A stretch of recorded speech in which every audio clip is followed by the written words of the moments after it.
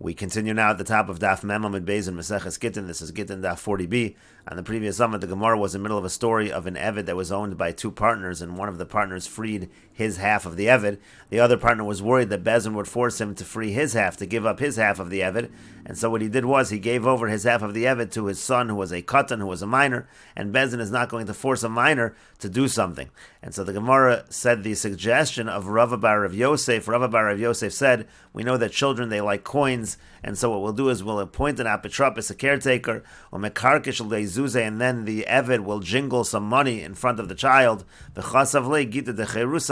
that way he will get him to write him a document that will set him free. That's how we're going to be able to get this Eved, the other half of this Eved, free, even though he is owned by a katan, by a child. And Rashi explains, he'll take some coins and jingle them. The Eved will jingle them in front of the child. This way, Bezin doesn't have to force the child to do anything. The child will do it willingly because of the money. Now, if you do it without the money, that's not possible. Because the halach is a child is not someone that we force to do things. The apotropos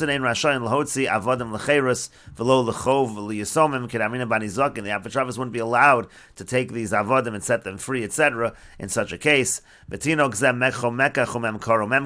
if you get the child to do it willingly, what the tinok does, what the child does, is considered a good sale. By movable objects, and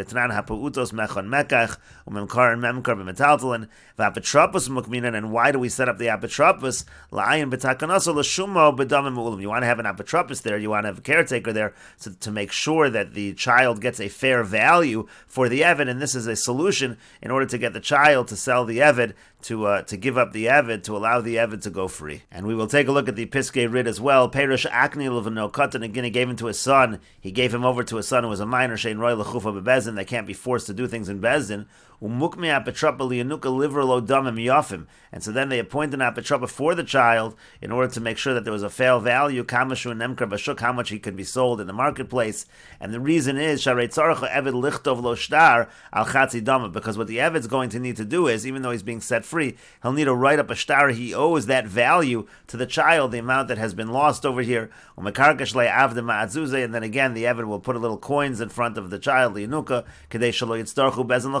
that way Bezin won't have to force the child. He'll free him willingly because of the money. And again, we want to make sure that the child is reimbursed. The Eved is going to have to owe that money to the child, the money of his value.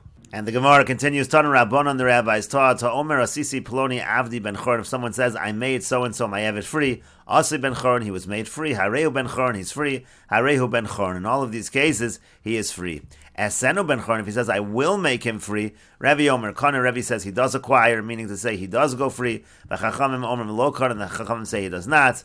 Amar Rabbi Yochanan, and Rabbi Yochanan says, V'kulon b'shtar. All of these cases are talking with a document. We're not talking verbally, we're talking where it's written down. Rashi says, Hachi Garsin and Homer Asisi Ploni Avdi Ben Chorn Asi Ben Chorn Hareu Ben Chorn Hareu Ben Chorn Kalam Reb Echad Ben Lashonos Alalu Hareu Ben Chorn. Meaning in any of these languages, that's a language of being free. We're saying that the master is saying the person is free.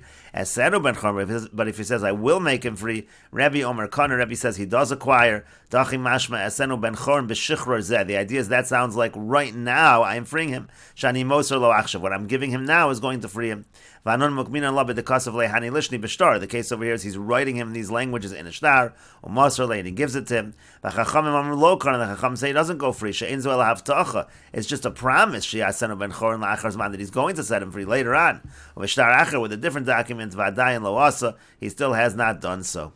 And the Gemara then said, Amar Rabbi Yochanan said, V'kulan b'shtar. All of these are talking about with a document. Hi ha'omer de katani kosefu. When it says, even though it says Omer, he says, it means he's writing it down. Shekasav lo echad min halashonos halalu. He's writing down one of these formulations. Umasar lo, and he gives it to him. Aval ba'amir bi'alma lo have ben chorn. Just by saying something, that doesn't make someone free. V'lo paka mimon minei, and the monetary ownership that he has does not go away just verbally. Umasar lo mahader beim lo kanu miyado aydei chalipin, and he would be able to retract on that unless they make some kind of kinyan through chalipin to have a kekona atzma biyado bekesef, because then already it would be like he's acquiring himself. Kedamrina le'el, as we said earlier. And the Gemara continues at the two dots. Tanu Rabbanan, the rabbis taught to Omer Nasati Sada Plonis Leploni. If someone says, I gave this field to so and so, Nasuna Leploni, it's given to so and so. Harei Hishalo, that's considered, or he says Harei Hishalo rather. He says it is his. Harei Hishalo. In all of these cases, the field is going to be his. At Nana Leploni, again similar to before. If he says, I will give it to so and so, Rabbi Meir Omer Kana. Rabbi Meir says that's also a language of Kinyan. The Chachamim Omer Lo Kana, and the Chachamim say that is not a Kinyan. He's just promising to give it to him in the future. And again, Omer Rabbi Yochanan says v'kulan b'shtar. All of these cases, there is a shtar. We're not talking just verbally. And the Gemara continues, Tanu Rabbanan, the rabbis taught to Omer Asisi Ploni Avdi Ben Chorin. If a person says, I made so and so my Eved, I made him free. V'hu Omer Lo Asani, and the Eved says it's not true. He didn't make me free. So in that case, we're concerned. Maybe he really did free him, but he gave it to someone else. He was mezakeh. The Eved has freed him through someone else, through an intermediary. The Eved is not aware of it, and so really we assume the Eved is free. Kasafti v'nasati lo. Now, on the other hand, if he says, I wrote it and gave him directly, I made him free. And he says, the Eved says, lo kasavli v'lo nasanli. He didn't write it for me. He didn't give it to me. So in that case, the Eved is essentially admitting that he's not free. Hodas baldin kameya edim dami. So the hodah, the admission of the Eved, is like 100 witnesses, and the Eved is believed to say that he is not free. Similarly, Ha'omer Nasati Sadeplonis Leploni, if he says, I gave this field to so-and-so, V'hu Omer Lo Nasanli, he says, he didn't give it to me,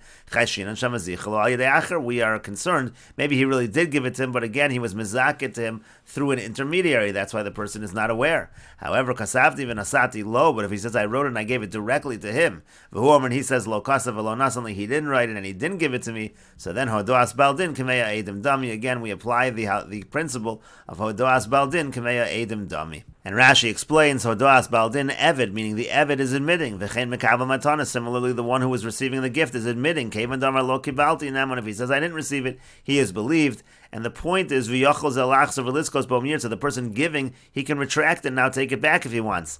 Damin on talk, kisavar shekivla zem miyado, because we assume there's a mistake. He thought he accepted it, he really didn't accept it.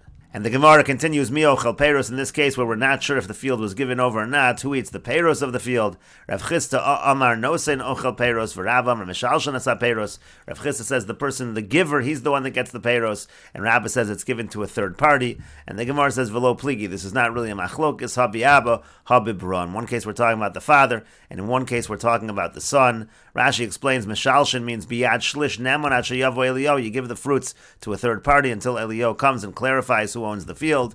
And then the Gemara said they're not arguing. Haba Abba, Haba Bra. It depends if we're talking about the father or the son, meaning im mekabel matana atzmo b'chayim, meaning if the person receiving the gift, if he is alive, v'yamar lo nasan li, and then he says he didn't give it to me, the person himself says that he never gave it to me, neman, and he's believed to say that he never got it, he never received it, it's not his field. And in that case, as we said, the giver is the one that gets the fruits because the other person is admitting he never received it. But the point of the Gemara is avalim meis. But let's say that person, the receiver, died. Uveno amar, and it's the son that's saying lo nasan sadazuli abba, that the field wasn't given to my father. So there we actually do have a doubt. Mishalshan, there we give it to a third party. The shema yavo edim shemachli of, maybe edim will come that it was sold to the father. It was given over to the father. V'zelo yada, and this son did not know. He wasn't aware of it. And the Gemara continues with the Mishnah, Evet shaso rabu apoteki lacherim. Let's say you had an Evet, a slave, and the master made the Evet an apoteki, meaning he designated this Evet as payment for a debt to somebody else. Essentially, there's a lien on the Evet,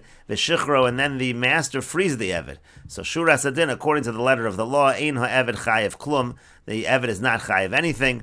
Elam imnei tikun ha'olam, but because of for the sake of the betterment of the world, kofen es rabo v'osa oso ben choron, we force the master, we make him free. V'chosev shtar al damav, and he writes a shtar on his value.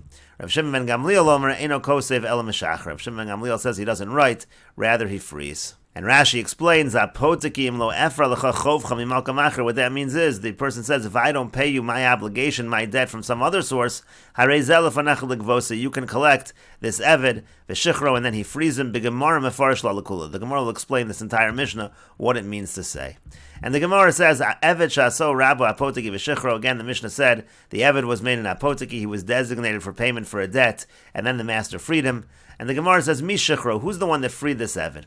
Amar Rav says, Rabo Rishon. What happened over here was the first master, he freed the Eved. The first master had designated the Eved for payment, and then he freed him. And what the Mishnah means is as follows. Shura Sadin, according to the letter of the law, Eino Eved Chayev Klum L'Rabo Sheni. What it means is that the Eved really has no obligation to the second master. That lien, it goes away when he was freed. Kidu Rava, like Rava says, the Amar Rava, because Rava says, Hektish, Chametz, V'Shichror, three things. Hektish, Chametz, and Shichror. In our case over here is Shichror, Mafgi and Midei Shibud. If you free the slave, that undoes the lien. The other two things are Hektish and Chametz. They also can undo a lien, can undo a Shibud. Elam im neitikuna olam, but for the sake of the betterment of the world, shemayim tze'enu bashuk, maybe he will find him in the marketplace. And Rashi explains, Shuras hadin eino eved chayev klum l'rabo sheni, shaloya gufa kanilo, elam meshuvah, there was just a lien here. V'yasi shichra mafkia shibud kiduravan, like Rava says, if you free that slave, that lien goes away. And what are the other cases? Hekdish asa shora apotiki vikdisho kedushas aguf lamizbeach. Let's say, for example, a person designates his ox as an apotiki. That's meant for payment of a debt, but then he sanctifies the ox. He makes it hekdish. He makes it a carbon. Bedavka kedushas aguf. Only kedushas aguf, meaning that he makes it a carbon. That will undo the shibud. The kedushas damim lo mifka shibud. If it was just kedushas damim, meaning that he's going to give the value of this animal to the Beis Hamikdash, that doesn't undo the shibud. Kedetanan mosef odinar upodes and achasim alo, like it says in the Mishnah. You add a dinar and you redeem this property. So in that situation, the shibud would not go away, but in kedushas aguf, if you have hekdesh of kedushas aguf, that undoes the shibud. And chametz ovid kol chavim shehil bes Yisrael. Let's say you have a non-Jew that lends a Jew money, the shibud lo chemtzo, and the Jew puts a lien on the chametz. He says there's a shibud on the chametz to pay you back, v'lo erhinu etzlo, but he doesn't actually give him that chametz. He doesn't have it stay by him. Asi iser chametz umifka l'shibude. Then the prohibition of chametz can come and undo the shibud, the ovid kol chavim of the non-Jew. V'avalei chemtzo shel Yisrael she'avra alav Pesach. It becomes the chametz of the Jew, which was in the Jew's possession over Pesach, which is forbidden. The Asr Bahana, it then becomes Asr Bahana, and therefore the shibud goes away. And we will continue with this discussion in the next video on Daf Mem Aleph Amud Aleph.